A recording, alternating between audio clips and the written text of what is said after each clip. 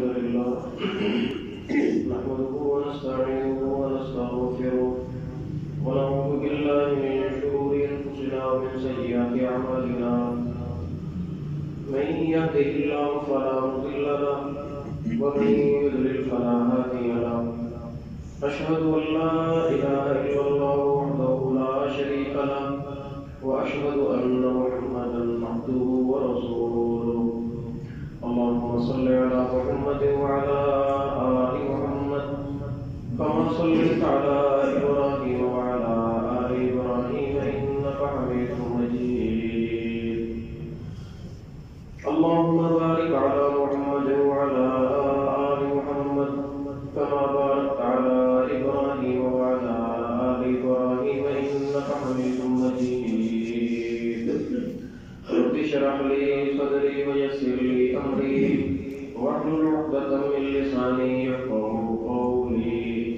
رب زدني علما رب زدني علما اللهم ألهمنا رشدنا وأعذنا من شر أنفسنا اللهم انفعنا بما علمتنا وعلمنا ما ينفعنا وزدنا علما اللهم لا تقتلنا بغضبك ولا تهلكنا بعذابك وعافنا قبل ذلك أعوذ بالله السميع العليم من الشيطان الرجيم من همزه ونفخه ونفسه يا أيها الذين آمنوا اتقوا الله حق تقاته ولا تموتن إلا وأنتم مسلمون يا أيها الناس اتقوا ربكم الذي خلقكم من نفس واحدة وخلق منها زوجها وبث منهما رجالا كثيرا ونساء واتقوا الله الذي تساءلون به والأرحام إن الله كان عليكم رقيبا يا أيها الذين آمنوا اتقوا الله وقولوا قولا سديدا يصلح لكم أعمالكم ويغفر لكم ذنوبكم ومن يطع الله ورسوله فقد فاز فوزا عظيما أما بعد فإن خير الحديث كتاب الله وخير الهدي هدي محمد صلى الله عليه وسلم وشر الأمور محدثاتها وكل محدثة بدعة وكل بدعة ضلالة وكل ضلالة في النار أعوذ بالله من الشيطان الرجيم ولله الأسماء الحسنى فادعوه بها وذروا الذين يلحدون في أسمائه سيجزون ما كانوا يعملون اور اللہ کے لیے اچھے اچھے نام ہیں انہی ناموں کے ذریعے سے اللہ سے دعا کیا کرو ان لوگوں کو چھوڑیے جو اللہ کے ناموں میں الحاد کرتے ہیں کفر کرتے ہیں ان قریب وہ اپنے کیے کا بدلہ پا لیں گے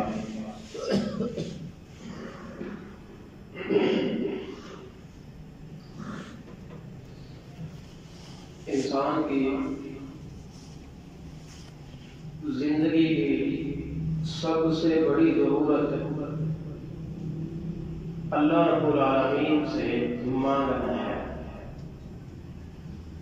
کیونکہ جو کمزور ہوتا ہے اس کی سب سے بڑی ضرورت یہی ہوتی ہے کہ وہ طاقتور کے ساتھ وابستہ رہے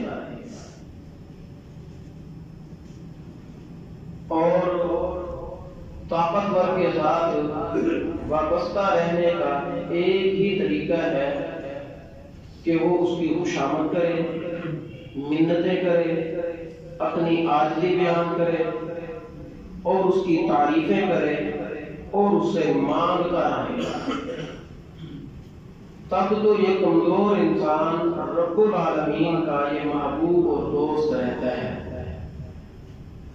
نبی کریم صلی اللہ علیہ وسلم فرماتے ہیں اللہ اس بندے سے ناراض ہو جاتا ہے جو بندہ اللہ سے نہیں مانگتا. اور قاعدہ بھی یہی ہے کہ اگر بندہ بندوں سے مانگے تو بندے ناراض ہو جاتے ہیں. جتنا مرضی آپ کا تعلق والا ہو، آپ کا خیر خواہ ہو، وہ آپ سے ایک نہ ایک دن مکتا جائے گا. آپ اپنے ماں باپ سے بھی کثرت کے ساتھ مطالبے کرنا شروع کر دو، اور ماں باپ بھی فرصت والے ہو، استطاعت والے ہو، ایک وقت آئے گا کہ ماں باپ بھی اٹھا جائیں گے کہ کیا مسئلہ ہے، ہر وقت تمہیں ہی ضرورتیں ہوتی ہیں. اللہ اور مخلوق میں فرق ہی یہی ہے. مخلوق سے مانگو، وہ اگر کچھ دے دے تو وہ تھک جاتی ہے، غصہ کرتی ہے، اور خالق سے نہ مانگو تو تب ناراض ہوتا ہے. کتنا بڑا اللہ کا احسان ہے کہ اللہ اس بات پر ہم سے خوش ہوتا ہے کہ ہم اس سے مانگیں، ہم اس سے گناہوں کی معافی مانگیں، ہم اس سے اپنی ضرورتیں مانگیں، ہم اس سے جو عاجزیاں ہیں وہ بیان کریں، اور وہ ہماری عاجزیوں کو پوری کر کے خوش ہوتا ہے.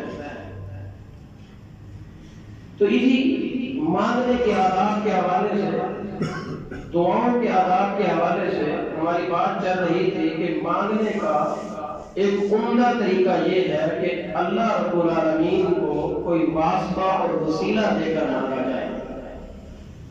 اور واسطہ وسیلہ بھی وہی جو اللہ رب العالمین کو پسند ہے. جو اللہ کو پسند نہیں ہے اس طریقے کے واسطے سے اللہ سے مانگنا وہ دعاؤں میں رکاوٹ ہوتی ہے. تو گزشتہ جب ہم نے بیان کیا تھا قرآن اور سنت سے 3 طرح کے وسیلے ثابت ہیں. صرف 3 طرح کے وسیلے جو اللہ کو پسند ہے، اور قرآن سے بھی یہ ثابت ہے، رسول اللہ صلی اللہ علیہ وسلم کے فرمان سے بھی یہ طریقہ ثابت ہے. 3 طریقے ہیں کہ اگر ان 3 طریقوں کے ذریعے سے، 3 واسطوں کے ذریعے سے اپنا مطالبہ اللہ کے سامنے پیش کیا جائے تو قبولیت کے امکان بڑھ جاتے ہیں. اس پر ایک بار ہم نے یہ بیان کی تھی کہ دعا کی قبولیت میں بنیادی کردار بندے کا یہ ہوتا ہے کہ بندہ اللہ کو اپنے کیے ہوئے نیک عمل کا واسطہ دے. اپنے کیے ہوئے نیک عمل کا واسطہ دے کہ اللہ یہ نیکی جو تجھے معلوم ہے یا مجھے معلوم ہے، اس نیکی میں کوئی اور شریک نہیں تھا، میں نے خالصاً تیری رضا کے لیے وہ فلاں نیکی کی تھی. اللہ اگر وہ نیکی تجھے پسند ہے تو اللہ اس کی برکت سے میرا فلاں کام تو حل فرما دے. ایک پر تفسیر بیان کی تھی صحیح بخاری کی حدیث. وہ جو 3 لوگ غار میں پھنس گئے تھے، تینوں نے ایک عمل کا واسطہ دیا تھا، اور آپ صلی اللہ علیہ وسلم فرماتے ہیں جیسے تیسرے نے اپنے عمل کا واسطہ دیا، نتیجہ یہ ہوا کہ غار کا وہ پتھر وہ نیچے گرا اور راستہ کھل گیا. وہ بند غار سے نکل کر آزاد زندگی گزارنے لگے. تو نیک عمل بندے کے پاس زندگی میں ضرور ہونا چاہیے. ہر بندہ زندگی میں کسی نہ کسی موڑ پر بعض دفعہ پھنس جاتا ہے. ایسا پھنستا ہے کہ جب ہر طرف سے دروازے بند ہو جاتے ہیں، اب اس وقت اس کو کام دیتا ہے تو اس کا نیک عمل، وہ نیک عمل کا رب کو واسطہ دے. اللہ نیک عمل کی برکت سے اس کو دنیا کی تنگیوں سے آزادی عطا فرما دیتا ہے. تو اس حدیث میں بالکل صاف موجود ہے کہ نیک عمل انہوں نے فوراً بیان کیا تھا ایک عمل. اور اس کے علاوہ احادیث پر ہم غور کریں، نبی کریم صلی اللہ علیہ وسلم کی زندگی مبارک پر غور کریں تو نیک عمل کا واسطہ دینے کا ایک اور انداز ہمیں ملتا ہے. وہ بھی یہی وسیلے کی قسم ہے، لیکن انداز بدل چکا ہے۔ نیک عمل کا واسطہ قولن نہیں بلکہ فعلن دینا ہے۔ ان غار والوں نے منہ سے بول کر کہا تھا اللہ یہ نیکی میں نے خالصتاً تیری رضا کے لیے کی تھی، اگر تیری بارگاہ میں قبول ہے تو ہمیں نجات دے۔ دوسرا طریقہ نیک عمل کا یہ ہوتا ہے کہ بندہ نیک عمل پیش کرے اور کردار ادا کرنے کے بعد پھر مانگے، میدان عمل میں اتر کر مانگے تو اللہ کی مدد نازل ہوتی ہے۔ ایک ہے کہ کیے ہوئے عمل کا واسطہ دے، سمجھے اس فرق کو، کیے ہوئے عمل کا واسطہ دے۔ دوسرا یہ ہے کہ میدان عمل میں اترے، کردار پیش کرے، کردار جب بالکل سامنے ہو تب اللہ کی بارگاہ میں ہاتھ اٹھائے، اللہ یہ کردار جو میرے اختیار میں تھا میں میدان عمل میں آ چکا، اب تو پسند فرما۔ اس کی سب سے بڑی مثال آپ کو سیرت نبوی میں غزوہ بدر کی صورت میں آپ کو ملے گی۔ صحابہ کرام رضوان اللہ علیہ مجمعین کہتے ہیں یہ غزوہ بدر ہاتھ ساتھی جنگ ہے۔ ابو سفیان جو ابھی تک مسلمان نہیں تھے رضی اللہ عنہ، ان کے قافلے کو لوٹنے کے لیے مدینہ سے مسلمان 313 یا 320 کے درمیان یہ 300 سے کچھ اوپر صحابہ کرام، بوڑھے بھی ہیں، بچے بھی ہیں، نوجوان بھی ہیں، اور اس کے علاوہ بعض کے پاس پورے ہتھیار ہیں اور بعض کے پاس کوئی ہتھیار نہیں ہے۔ لکڑی کے تختے اور پھٹے بھی استعمال کیے ہوئے یہ اپنی جمع پونجی جمع کرنے کے بعد میدان بدر میں اترتے ہیں۔ اچانک جنگ میں وہ قافلہ جنگ میں تبدیل ہوتا ہے۔ آپ پڑھ کر دیکھیں، آپ جب نبی کریم علیہ الصلوۃ والسلام میدان بدر میں صحابہ کرام رضوان اللہ علیہ مجمعین کی صورتحال دیکھتے ہیں، ادھر کافروں کا لشکر دیکھتے ہیں، 1000 ہے، مسلح ہے، سارے کمانڈر اور فوجی ہیں، ہر لحاظ سے طاقت کے لحاظ سے وہ مسلمانوں سے زیادہ ہے، لیکن مسلمانوں کے پاس جو طاقت میسر تھی وہ ساری طاقت رسول اللہ علیہ السلام میدان عمل میں پیش کر چکے ہیں۔ اب میدان عمل میں آ کر کردار کا واسطہ دے رہے ہیں۔ اس انداز سے ابو بکر صدیق رضی اللہ عنہ کہتے ہیں میں نے دیکھا رسول اللہ علیہ السلام جب لڑائی کا وقت آ چکا تھا اس سے تھوڑی دیر پہلے آپ علیہ السلام بدر میں ایک سائڈ پہ گھومے، قبلہ رخ منہ کیا، قبلہ رخ منہ کرنے کے بعد اللہ رب العالمین سے آہوازاری کرنا شروع کر دی، ہاتھ اٹھائے ہوئے حدیث میں آتا ہے، اور کتنی اللہ سے منتیں سماجتیں کی، اور بڑی منتیں سماجتیں کرنے کے بعد نبی کریم علیہ السلام نے عملی نمونہ پیش کرنے کے بعد منہ سے یہ نہیں کہا کہ میرا یہ عمل قبول کر، بلکہ کردار پیش کیا، کردار پیش کر کے میدان عمل میں کھڑے ہو کر ہاتھ اٹھا کر اللہ سے اس انداز سے واسطہ دیا، اللہم ان تہلک ہذہ العصابہ لا تربت فی الارض ابدا، اللہ یہ میدان عمل میں اپنی جمع پونجی لا کر پیش کر چکا ہوں، میرے اختیار میں یہی تھا، اللہ اگر آج یہ ہلاک ہو گئے لا توبت فی الارض ابدا، اللہ قیامت تک تیری عبادت کرنے والا کوئی نہیں ہوگا۔ میدان عمل میں اتر کر کردار پیش کر کے پھر اللہ سے دعا کرنا یہ بھی عمل کے واسطے کا ایک انداز ہوتا ہے۔ ابو بکر صدیق کہتے ہیں رسول اللہ علیہ السلام میدان عمل میں اتر کر اس انداز کی زارو قطار رو کر آپ دعا کرتے جا رہے ہیں، اللہ کو واسطے دیتے جا رہے ہیں، اللہ اگر آج یہ تباہ ہو گئے تو اللہ تیری عبادت کرنے والا کوئی نہیں ہوگا، دنیا پر تیرا نام لینے والا کوئی نہیں ہوگا، اللہ تو ان کو میدان میں آنا اللہ قبول فرما، اللہ مدد نازل فرما، ابو بکر صدیق کہتے ہیں یہ دعا کرتے کرتے آپ کے ہاتھ کتنے بلند ہوئے کہ آپ کے کندھوں پر رکھی ہوئی چادر نیچے گری. مجھے یقین ہو گیا اتنا اعلیٰ انداز سے جو بندہ اللہ سے مانگے اللہ اس کی لازمن قبول کرتا ہے. میں نے جا کر پیچھے سے جھپکی ڈالی اور پکڑ لیا. میں نے کہا بس اللہ کے رسول انشاءاللہ مدد نازل ہو چکی ہے. بس کریں انشاءاللہ مجھے نظر آ رہی ہے مدد. پھر یہی ہوا میدان بدر میں مدد نازل ہوئی ایسے نازل ہوئی. ادھر سے دعا کے ہاتھ نیچے ہوئے ادھر اللہ رب العالمین کی طرف سے وہی نازل ہو گئی کہ ہم فرشتوں کے ذریعے سے آپ کی مدد فرما رہے ہیں. علامہ اقبال نے کہا ہے نا فضائے بدر پیدا کر فرشتے تیری نصرت کو اتر سکتے ہیں گردوں سے قطار اندر قطار اپنی. فضائے بدر کو پیدا کر. ہماری دعاؤں میں اول تو قولی عمل بھی نہیں ہوتا کہ ہم اپنی زندگی پر نگاہ دوڑائیں کہ ڈھونڈنا شروع کر دیں کہ میری اس لمبی زندگی میں جتنی میں زندگی گزار چکا کوئی ایک نیکی ایسی ہے کہ مشکل کے وقت میں اللہ سے واسطہ دوں اللہ فلاں نیکی تو میں نے تیری رضا کے لیے کی تھی خالص تیری رضا کے لیے کی تھی اللہ قبول فرما. نہ وہ چیز نظر آتی ہے اور نہ میدان عمل میں اتر کر دعاؤں کا منظر نظر آتا ہے. اب پھر ہماری دعاؤں میں طاقت کیسے ہو؟ محترم بھائیوں دعا میں طاقت پیدا کرنے کا ذریعہ جائز وسیلوں کا بنانا. جائز وسیلوں میں سے ایک وسیلے کی میں نے آپ کے سامنے وضاحت کی کہ کردار و عمل کا آپ وسیلہ دیں یا میدان عمل میں اتر کر پھر اللہ سے آپ دعائیں کرو.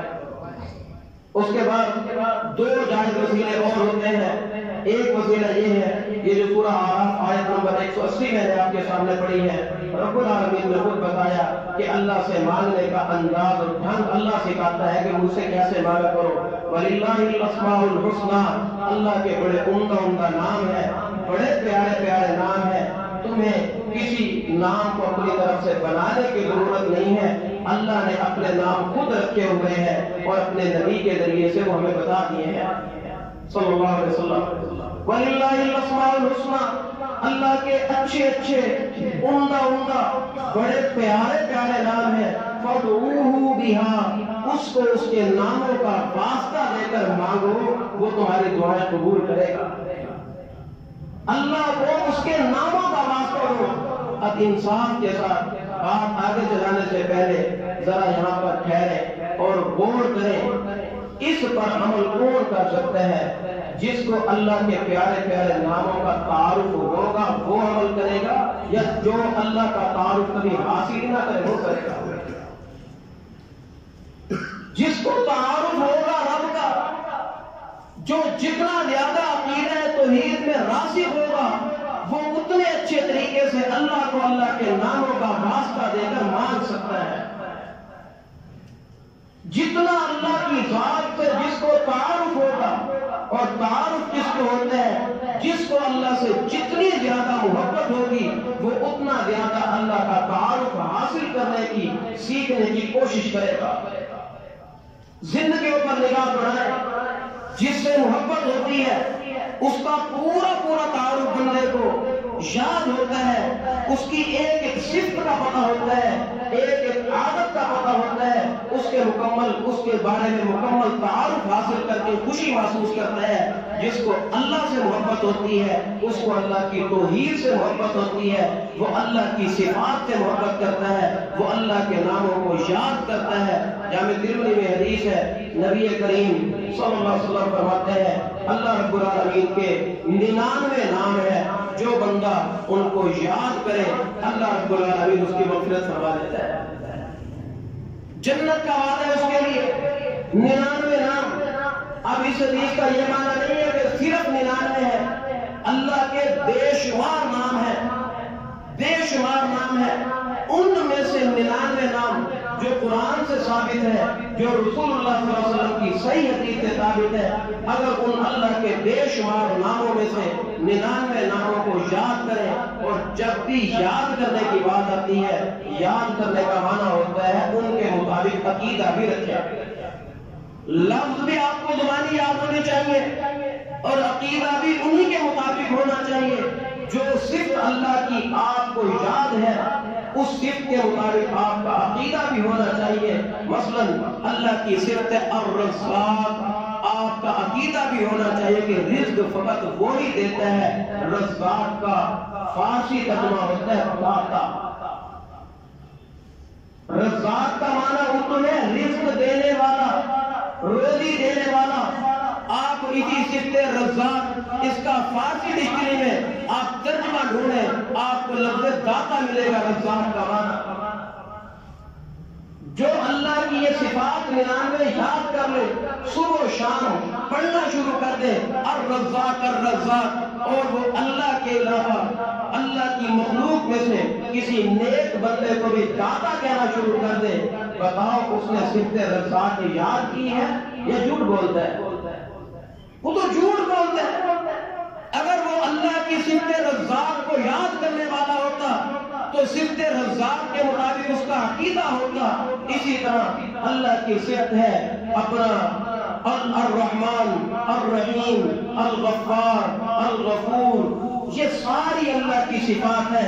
جو اللہ کی غفار و غفور صفت پر یقین رکھنے والا ہوتا ہے وہ کبھی اللہ کی رحمت سے مایوس نہیں ہوتا. اب حال مجھے ملنے سے اس کی حقیقت دیکھیں. صبح و شام اللہ کی صفات پڑھنے والا ہوتا ہے، اللہ کو غفار اور غفور ماننے والا ہوتا ہے، لیکن جب اس سے 5-10 منٹ گفتگو کریں تو اس کی زندگی میں آپ کو مایوسی نظر آئے گی. حالات جیسے آپ کے سامنے، ہر دوسرا بندہ جس کو تھوڑا پرہیز کر دیکھو وہ مایوس آپ کو نظر آئے گا.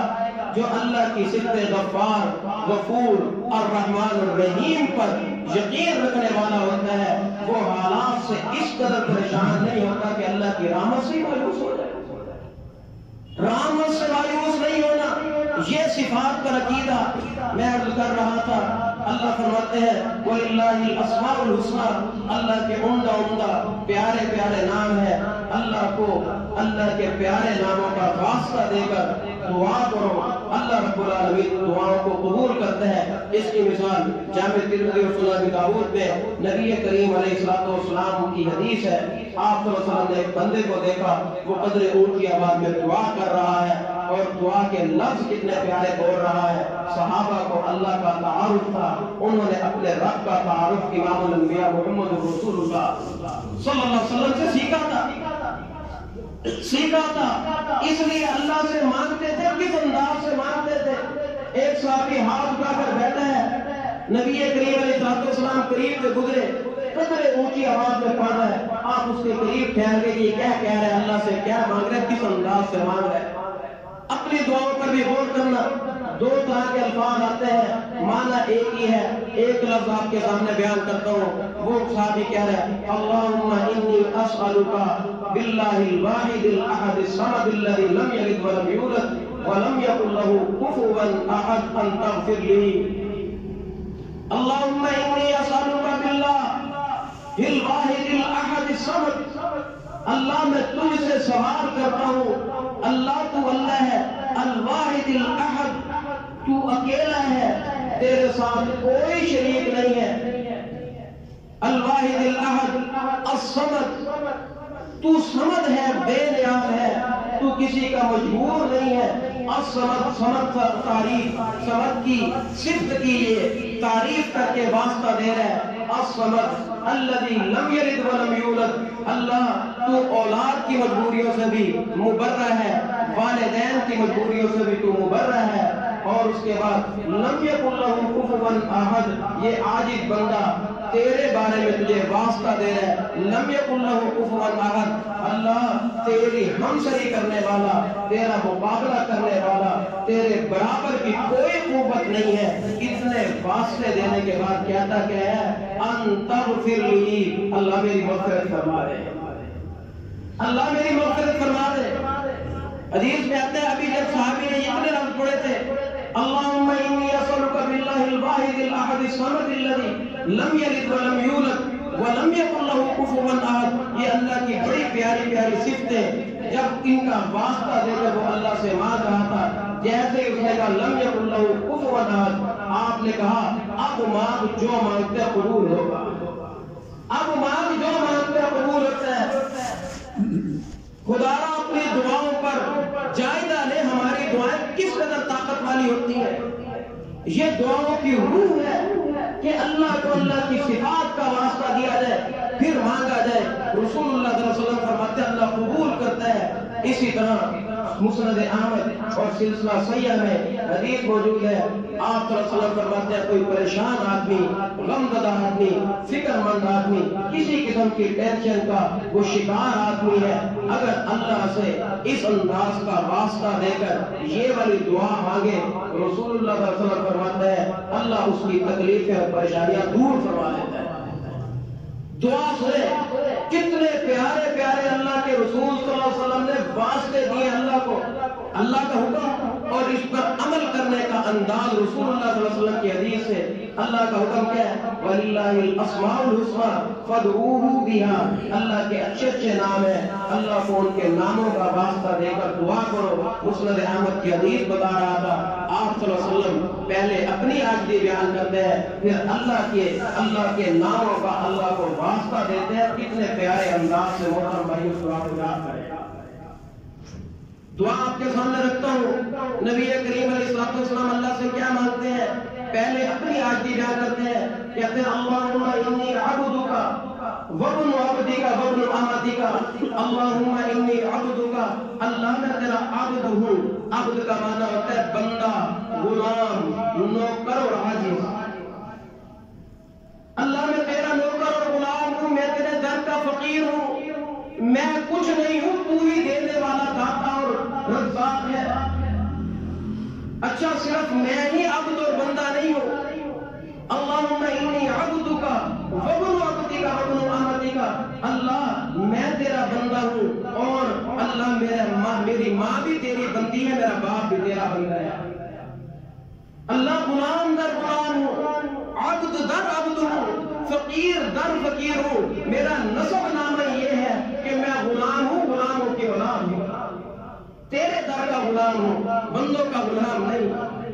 اللہم انی عبدک وابن عبدک وابن امتک. پھر اس کے بعد دیکھیں ناصیتی بیدک. اللہ میری پیشانی تیرے ہاتھ میں ہے. اللہ میرے ماتھے پر میرا اختیار نہیں. ناصیتی بیدی کا, اللہ میری پیشانی تیرے ہاتھ میں ہے. جہاں اس کو تو جھکانا چاہے وہی جھکے گی, جہاں تو نہیں جھکائے گا تیری مرضی کے بغیر یہ جھکتی نہیں ہے. ناصیتی بیدی کا ماضٍ فی حکم کا. اللہ میرے پورے وجود پر تیرا حکم چلتا ہے, تیرا آرڈر چلتا ہے, تیرے فیصلے میرے وجود پر چلتے ہیں. ماضٍ فی حکم کا عدل فی قضاء کا. اللہ تیرے سارے فیصلے عدل پر مشتمل ہے, میں تیرے کسی فیصلے سے ناراض نہیں. اللہ تو نے مجھے جس حالت میں رکھا ہے عدل فی عدل قضاء کا, عدل فی قضاء کا. اللہ میرے بارے میں کیے گئے سارے فیصلے وہ عدل پر مشتمل ہے. کتنا پیارا انداز. اللہم انی عبدک وابن عبدک وابن امتک ناصیتی بیدک ماضٍ فی حکمک عدل فی قضاءک. پھر اس کے بعد آپ صلی اللہ علیہ وسلم اسی آیت پر عمل کرتے ہیں وللہ الاسماء الحسنى. کتنا پیارا انداز. اللہ کے رسول کہتے ہیں اسألک بکل اسم هو لک سمیت به نفسک. اللہ میں آپ کو آپ کے سارے ان ناموں کا واسطہ دیتا ہوں جو نام آپ نے خود اپنی ذات میں رکھے ہیں. جو نام اللہ آپ نے اپنی ذات میں رکھے ہیں, اللہ جو نام آپ کو پسند ہے ان سارے ناموں کا میں آپ کو واسطہ دیتا ہوں. جتنا جامع جملہ بولا رسول اللہ صلی اللہ علیہ وسلم نے. اب اگر میں کہتا اللہ جو نام میں جانتا ہوں سب ناموں کا واسطہ دیتا ہوں, بہت زیادہ نام رہ جاتے, کچھ بھی نام میں خاص بیان نہیں کر سکتا.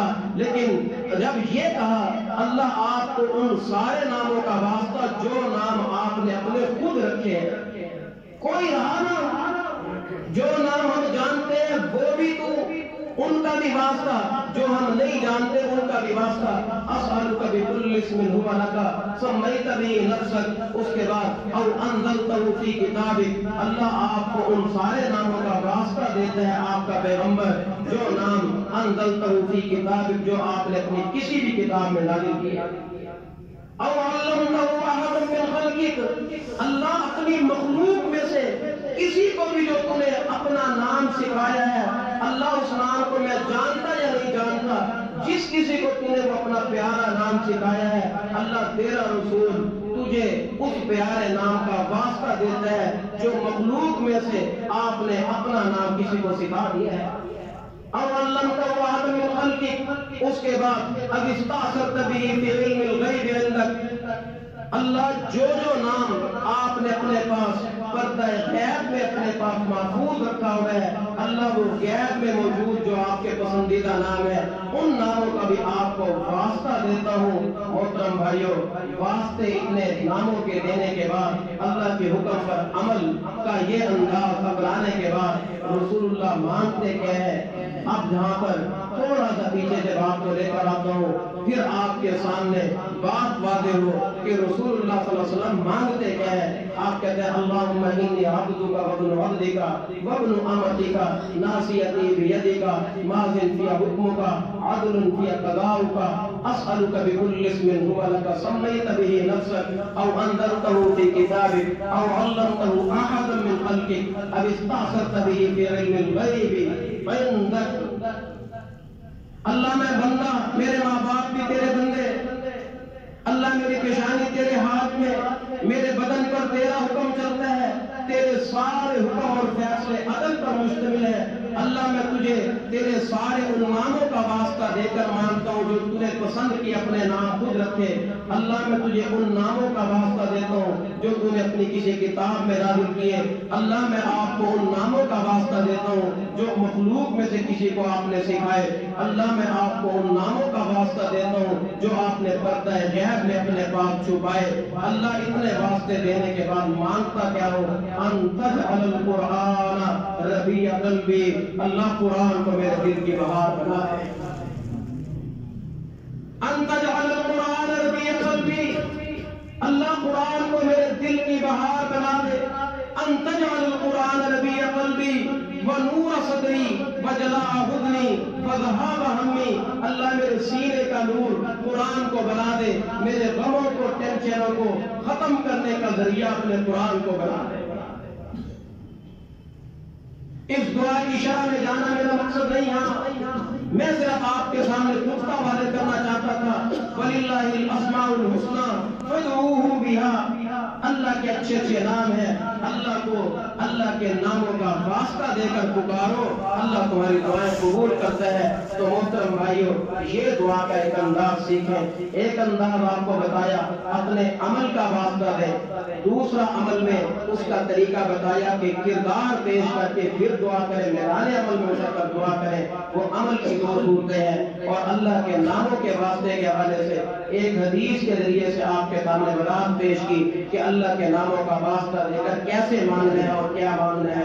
اس کے بعد نبی کریم علیہ الصلوۃ والسلام کی جو سنت سے، بلکہ آپ علیہ الصلوۃ والسلام کی سنت سے بھی یہ بات ثابت ہے، اور اس کے علاوہ صحابہ کرام رضوان اللہ علیہم اجمعین کے طریقے سے بھی یہ بات ثابت ہے کہ کسی نیک آدمی کو جس کے متعلق آپ کا حسن ظن ہے کہ یہ بندہ نیک ہے، اس کے لیے قرآن و سنت سے ایک ہی بات ثابت ہوتی ہے کہ وہ بندہ زندہ ہو۔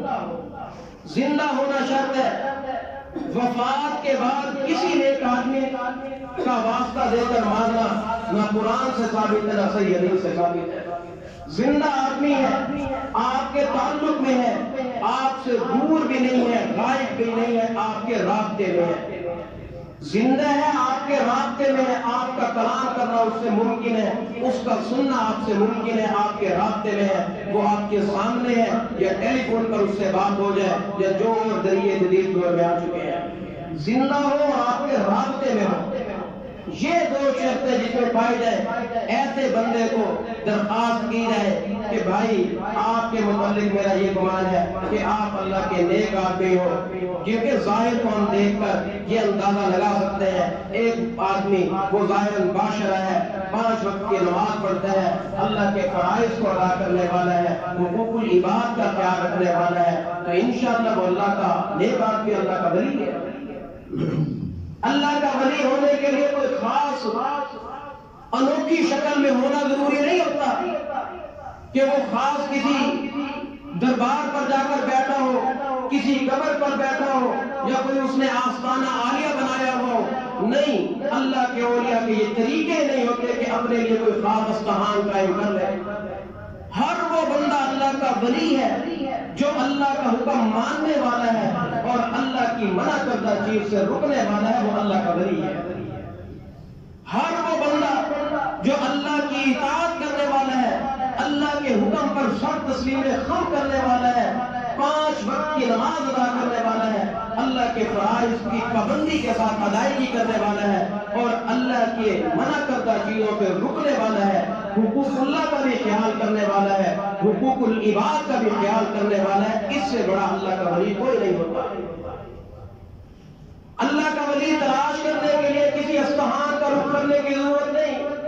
اللہ کا ولی تلاش کرنے کے لیے کسی قبرستان جانے کی ضرورت نہیں.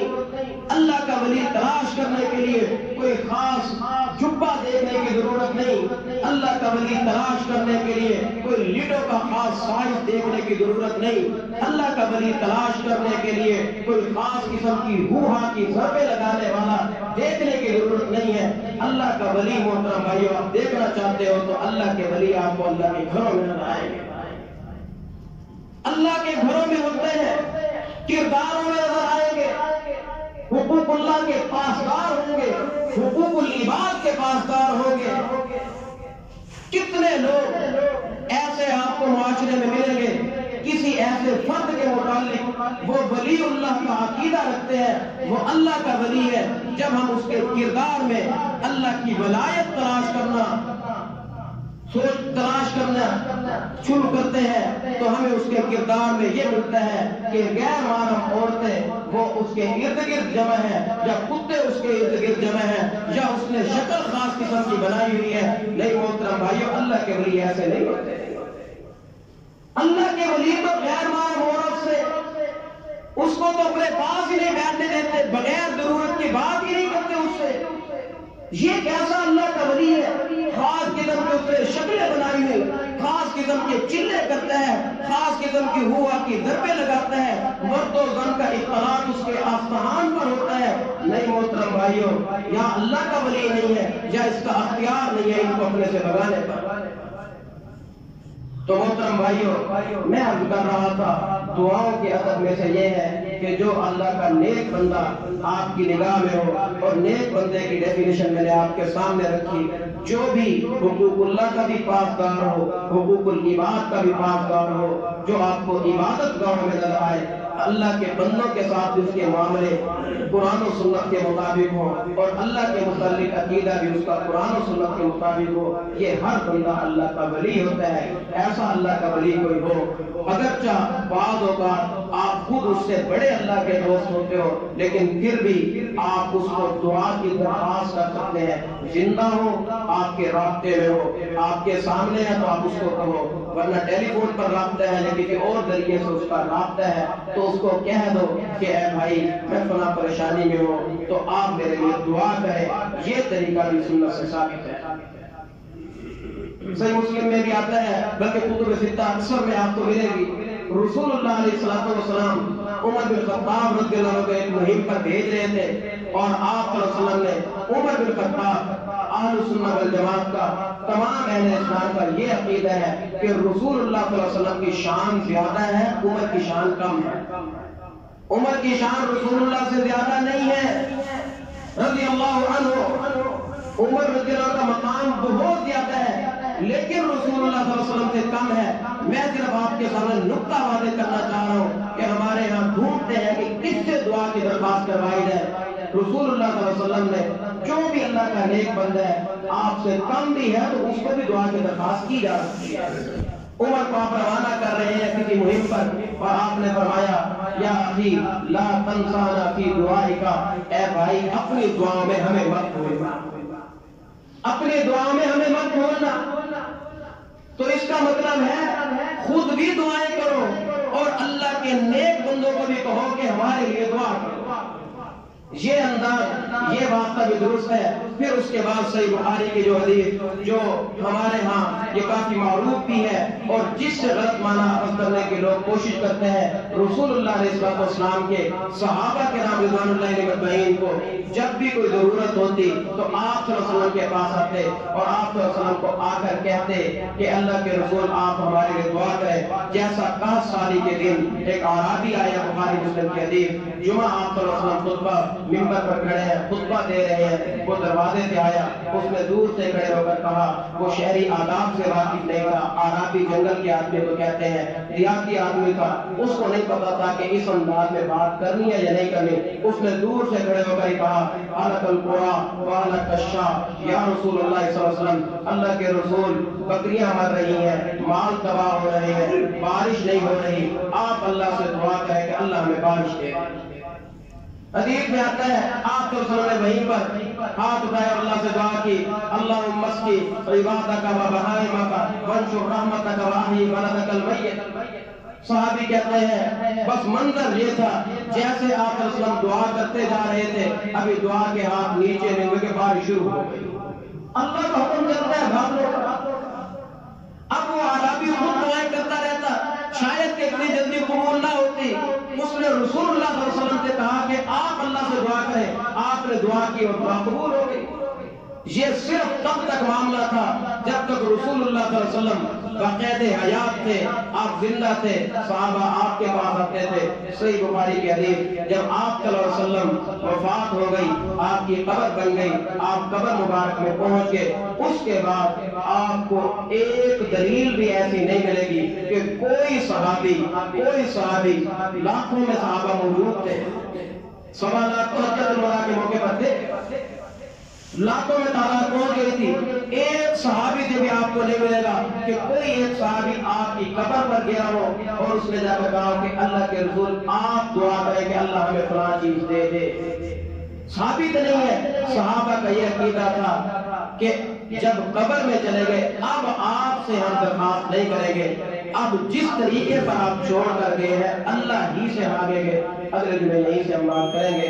اللہ سے دعا ہے اللہ رب العالمین دعا، اس کے آداب اور دعاؤں کے متعلق صحیح عقیدہ اور منہج اس کو سمجھنے کی توفیق نصیب فرمائے۔ اللہ ہم سے راضی ہو، ہمیں اپنے دین پر راضی رہنے کی توفیق نصیب فرمائے۔ سبحان ربک رب العزۃ عما یصفون وسلام علی المرسلین والحمد للہ۔